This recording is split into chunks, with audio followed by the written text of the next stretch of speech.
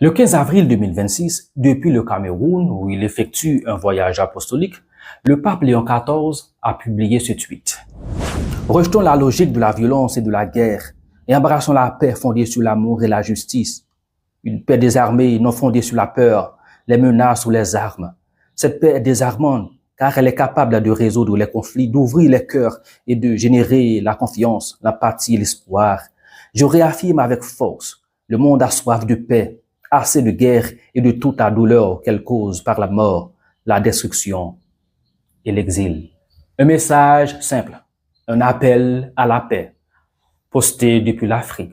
Au moment où j'enregistre cette vidéo, 1,2 million de vues, 74,9 000 j'aime, 12 004 posts et 682 commentaires ont explosé sous ce tweet. Voyons quelques-uns de ces commentaires. Ceux avec qui vous cherchez la communion et la paix massacrent des civils et exécutent des enfants. Pourquoi restez-vous silencieux à ce sujet? Les mollahs musulmans massacrent des Iraniens et persécutent des chrétiens en Iran. Pourtant, vous restez silencieux et cherchez la paix avec eux. Les musulmans massacrent des chrétiens au Nigeria et au Moyen-Orient. Pourtant, vous restez silencieux et cherchez l'amitié avec eux. Êtes-vous un mollah musulman déguisé? Honte à vous. Ayatollah Léo. Pourquoi ne vas-tu pas au Nigeria où les chrétiens sont massacrés et leurs enfants vendus en esclavage? Troisième commentaire, ils ont clairement choisi le mauvais pape. Vous ne dites rien sur tous ceux qui ont été assassinés en Iran à cause de dirigeants maléfiques. Vous ne dites rien sur les chrétiens assassinés au Nigeria. Vous ne dites rien sur tous ceux qui ont été assassinés par des clandestins aux États-Unis et dans d'autres pays. Ouvrez la cité du Vatican à l'endroit où vous posez votre tête à n'importe qui dont vous ne savez rien. Remplissez-la de non-chrétiens et voyez comment cela se passe pour vous. Embrassez la paix de tout cela. Léon. Autre commentaire, cher pontife, utiliser le nom de Dieu pour promouvoir un agenda politique de gauche est connu comme un blasphème, surtout lorsque vous avancez les intérêts des ennemis du christianisme. Vous prétendez être le vicaire du Christ. Comportez-vous comme tel. Autre commentaire, je pense que vous devriez vous concentrer sur Dieu et sur l'aide spirituelle aux gens plutôt que de jouer à la politique. Et si vous faisiez votre travail sur le cœur des gens, je ne suis pas catholique, je suis chrétien. Je ne vais pas voir un pape pour des réponses parce que Jésus est mon guide, mais j'ai bien un pasteur. Si vous êtes un leader, pourquoi ne pas vous concentrer sur les gens qui ont besoin de vous plutôt que sur la politique? Christ ne s'attend pas à ce que nous soyons de faibles pacifistes qui laissent notre famille et nos voisins être volés, violés, asservis, maltraités et assassinés. Christ nous a donné la paix, mais pas celle de ce monde. Nous devons être forts dans la défense contre le mal et la stupidité. Vous avez plus de soucis pour les auteurs et ignorez la douleur et la mort des victimes. Autre commentaire, Pape Léon, vous dites rejeter la logique de la violence et de la guerre et adopter une paix désarmée qui est désarmante. Pourtant, pendant que vous tweetez depuis le Cameroun, les chrétiens au Nigeria sont massacrés quotidiennement, les églises incendiées et les villages rasés par des terroristes musulmans. Sauvez ceux qu'on mène à la mort.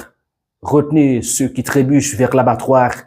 La vraie paix est l'évangile de Jésus-Christ qui affronte le mal et appelle les hommes à se repentir. Assez de platitudes, Léon. Abandonnez votre faiblesse et parlez la vérité à la persécution. Dernier commentaire. Léon, restez en dehors de la politique. Vous n'êtes pas un représentant démocratiquement élu. Avant d'ouvrir la Bible, prenons le temps de radiographier ces commentaires de manière honnête, parce qu'ils ne viennent pas de nulle part. Entendons-nous. Voyons d'abord le premier groupe. Le pape ne devrait pas faire de politique. En fait, ce groupe exprime une frustration réelle et ancienne. Des millions de chrétiens, surtout dans le monde évangélique et dans l'Amérique conservatrice, pensent que l'Église a été instrumentalisée par des agendas politiques. Ils ont vu des leaders religieux défendre des causes progressistes au nom de Dieu et ont senti que leur foi était utilisée contre leurs convictions. Cette méfiance est compréhensible. Elle est réelle et elle mérite une réponse sérieuse. Mais elle contient aussi une erreur de fond. confondre l'engagement prophétique biblique avec la partisanerie politique. Ce sont deux choses radicalement différentes. Voyons le second groupe. Où est le pape pour les chrétiens massacrés au Nigeria? Ce groupe exprime une douleur autrement plus urgente. Pendant que ce tweet était publié, en fait, des communautés chrétiennes de la région du Middle Belt nigérian étaient effectivement massacrés. Ou en d'autres termes, ils sont effectivement massacrés. Des villages brûlés, des fidèles tués, des enfants enlevés. Ce n'est pas de la propagande. C'est documenté par des organisations chrétiennes et non chrétiennes, des organisations de défense des droits humains comme Open Doors, Portes Ouvertes et International Christian Concert, et même l'Union européenne. La position de l'Union européenne attire particulièrement mon attention. Le Nigeria est actuellement le pays le plus touché au monde par la violence envers les chrétiens. Entre 2019 et 2023, près de 17 000 chrétiens ont été tués dans des attaques ciblées en raison de leur foi. Au cours des 7 premiers mois de 2025 seulement, plus de 7 000 morts et près de 7 800 enlèvements ont été recensés. Derrière ces chiffres se cachent des familles détruites, des villages réduits en cendres et des communautés contraintes de fuir. Ce que les deux groupes ont en commun, aucun ne s'appuie sur une théologie cohérente du rôle de l'Église dans le monde. L'un dit, l'Église doit se taire sans pouvoir justifier ça dans les Écritures. L'autre dit, l'Église doit parler, mais seulement pour défendre nos intérêts identitaires. En fait, ce qui n'est pas non plus la théologie prophétique de la Bible. La vraie question est, que dit la parole de Dieu sur la responsabilité de l'Église face au pouvoir et face à la souffrance? Commençons par la première accusation. L'Église ne devrait pas se mêler de politique. Si cette affirmation est vraie, alors il faut rayer de la Bible des dizaines de chapitres entiers. Voyons les prophètes d'Israël. Ésaïe, par exemple, s'adressait au roi et dénonçait l'injustice sociale. Amos condamnait les riches qui écrasaient les pauvres. Jérémie écrivait des lettres au roi. Michée dénonçait les dirigeants corrompus. Que dire de Daniel? Daniel conseillait l'empire babylonien et persan. Ces hommes n'étaient pas des activistes politiques. Ils étaient des prophètes de Yahvé, des prophètes de Dieu. Et Dieu lui-même les envoyait dans l'espace public pour parler au pouvoir, pour dénoncer, pour exhorter. Ésaïe 1er, verset 17. Apprenez à faire le bien, efforcez-vous d'agir avec droiture, assistez l'opprimé, défendez le droit de l'orphelin, plaidez la cause de la veuve. Ce n'est pas un texte sur la liturgie, c'est un texte sur l'engagement social au nom du Dieu créateur. Voyons le cas de Jésus, de Jean-Baptiste et de Paul. Jésus a comparé Hérode à un renard. Il a annoncé que son royaume renverserait les puissants de leur trône, selon Luc chapitre 1er, verset 52. Il a chassé les marchands du temple, une action publique, politique scandaleuse pour son époque. Jean-Baptiste a perdu sa tête pour avoir dit à un roi que son mariage était illégal. Paul a interpellé des gouverneurs. Pierre a dit devant le Sanhédrin, il vaut mieux obéir à Dieu plutôt qu'aux hommes. L'Église qui se tait entièrement devant le pouvoir n'est pas plus biblique. Elle est juste plus commode.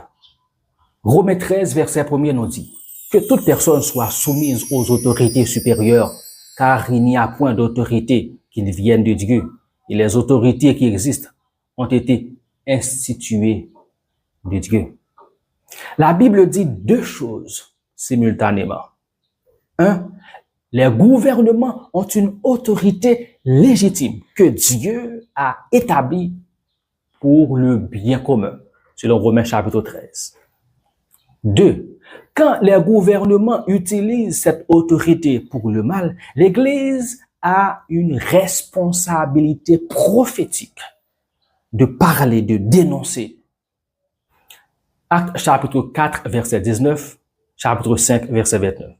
Ce n'est pas une contradiction, c'est une tension productive que l'Église a toujours dû habiter. Alors, dire le pape fait de la politique quand il appelle à la paix, c'est confondre le rôle prophétique de l'Église avec la partisanerie partisane. L'un appartient à l'ADN biblique de l'Église, l'autre non. Alors, pourquoi silence sur le Nigeria? Maintenant, passons à la deuxième critique, beaucoup plus sérieuse. Proverbe 24, versets 11 et 12. Délivre ceux qu'on traîne à la mort, ceux qu'on va égorger, sauve-les. Si tu dis, ah, nous ne savions pas, celui qui pèse les cœurs ne le voit-il pas? Celui qui veille sur ton âme ne le connaît-il pas? Et ne rendra-t-il pas à chacun selon ses œuvres? Ces deux versets sont dévastateurs dans leur clarté. Dieu dit explicitement, l'ignorance volontaire ne te disculpe pas. Et voici un thème clair ce que je veux dire, honnêtement et avec respect. Les données sur les chrétiens massacrés au Nigeria sont réelles, documentées et tragiques. Selon Open Doors et Paul Zouvet, le Nigeria figure parmi les pays où les chrétiens sont les plus tués au monde. On l'a vu, des milliers chaque année. Le massacre de Yelwata en juin 2025 de 200 chrétiens mentionné dans un commentaire que vous avez vu a effectivement eu lieu. Ce n'est pas de la propagande. En fait, un chrétien sur 7 est persécuté dans le monde. Le christianisme est la religion la plus persécutée au monde aujourd'hui.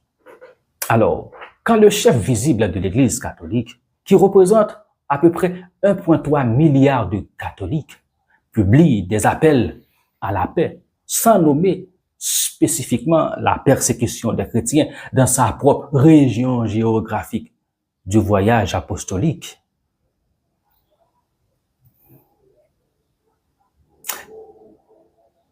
cette critique aussi mérite une réponse honnête. Apocalypse chapitre 6, verset 9-10. Quand l'agneau ouvrit le 5e sceau, je vis sous l'autel les âmes de ceux qui avaient été égorgés à cause de leur fidélité à la parole de Dieu et du témoignage qu'ils avaient rendu. Ils s'écrièrent d'une voix forte, « Maître saint et véritable, jusque à quand tarderas-tu à juger les habitants de la terre et à leur demander compte de notre mort? » Ces âmes-là crient, « Jusque à quand ?» Et la question légitime des commentaires est, quand l'Église prend la parole sur la paix en général, crie-t-elle aussi, « Jusque à quand ?» pour les martyrs d'aujourd'hui? Toutefois, faut-il préciser que, au sein de l'Église catholique, des positions publiques ont été prises en faveur des chrétiens massacrés au Nigeria, comme par exemple l'Église catholique du nord du pays qui a intensifié sa pression sur le gouvernement, selon ce que l'aide à l'Église en détresse AED rapporte. Et Vatican News rapporte certaines décisions prises en ce sens. Et le souverain pontife, face à la menace qu'a faite le président Trump d'intervenir militairement au Nigeria parce que les chrétiens sont massacrés dans ce pays, en fait, ce qui a été fait, il y avait une intervention, il y a eu des bombardements. Le souverain pontife s'est contenté de dire: le pape Léon XIV a réagi mardi soir aux menaces d'une intervention militaire contre le Nigeria brandie par Donald Trump, le président américain accusant le pays d'Afrique de l'Ouest de violence contre les chrétiens. Au Nigeria, dans certaines régions, il y a certainement un danger pour les chrétiens, mais aussi pour tout le monde. Des chrétiens et des musulmans ont été massacrés. Il y a une question de terrorisme. Il y a une question qui a beaucoup à voir avec l'économie et le contrôle des terres. Malheureusement, de nombreux chrétiens sont morts et je pense qu'il est très important de chercher un moyen avec le gouvernement, avec tous les peuples, de promouvoir une liberté religieuse authentique. Nous pouvons résumer la position biblique en 4.1. L'Église a non seulement le droit, mais la responsabilité biblique, théologique de parler dans l'espace public sur les questions de justice, de paix et d'oppression. Ce n'est pas de la politique, c'est exercer le rôle prophétique, c'est son mandat. 2. Un discours sur la paix en général qui nomme pas la souffrance des persécutés en particulier est un discours, à mon avis, incomplet.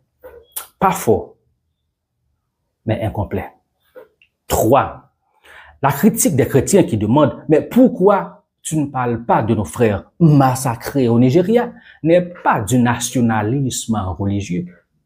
En fait, à mon avis, c'est une interpellation biblique légitime, comme on l'a vu, Proverbe 24, verset 11-12. 4. Mais la réponse à ce silence ne peut pas être le pape doit se taire sur la paix. Non, elle doit être le pape doit parler de la paix et nommer les victimes. Maintenant, je veux parler à 3 personnes, pas plus, à 3 personnes aujourd'hui. Pour ceux qui disent l'Église doit rester hors de la politique.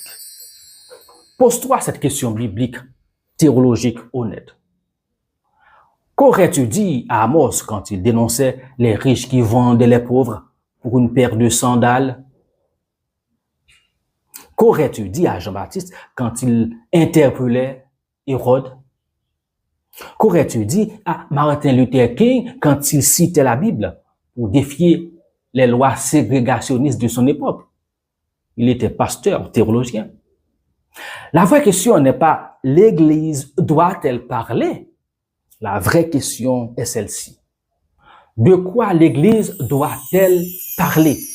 Quand et comment? C'est une question qui mérite un engagement théologique sérieux, pas un rejet de principe. Pour ceux qui interpellent l'Église sur son silence face aux persécutés, en fait, tu as raison de poser cette question. Continue de la poser avec respect, mais avec insistance. La persécution des chrétiens au Nigeria, en Corée du Nord, en Éthiopie, en Inde, au Pakistan, est bien réelle et systématique. L'Église universelle a une responsabilité de solidarité. Hébreux 13, verset 3 nous dit clairement, souvenez-vous des prisonniers comme si vous étiez aussi prisonniers. Mais sois vigilant contre une tentation. Utilisez la souffrance des chrétiens persécutés, non pas pour les aider, mais pour alimenter une guerre culturelle. Écoute bien ceci. Quand le souci pour les martyrs devient un outil de polémique politique, il perd automatiquement sa pureté. Pour les leaders et pasteurs de la communauté francophone, voici ma question. Est-ce que tu parles de la persécution des chrétiens dans le monde, à ta communauté? Est-ce que tes membres savent ce qui se passe au Nigeria, au Burkina Faso, en Centrafrique, en RDC, etc.? Parce que si l'Église universelle et le pape en particulier est critiqué pour son silence, nous devons aussi avoir le courage d'examiner nos propres chairs au pupitre. Je fais partie de la francophonie africaine. J'ai été missionnaire au Burkina Faso pendant plus de 5 ans. Je suis encore missionnaire sur le continent. Je vis dans un contexte où des chrétiens sont tués pour leur foi. Et je sais que cette question n'est pas théorique pour moi. Alors, ta question à toi. Tu as vu les commentaires, tu as entendu la Bible. Ma question pour toi aujourd'hui, et c'est une vraie question, pas rhétorique. Est-ce que ton Église parle de la persécution des chrétiens dans le monde? Est-ce que tu penses que l'Église catholique, protestante, évangéliques devraient s'engager publiquement sur des questions de paix, de justice, ou rester silencieuses?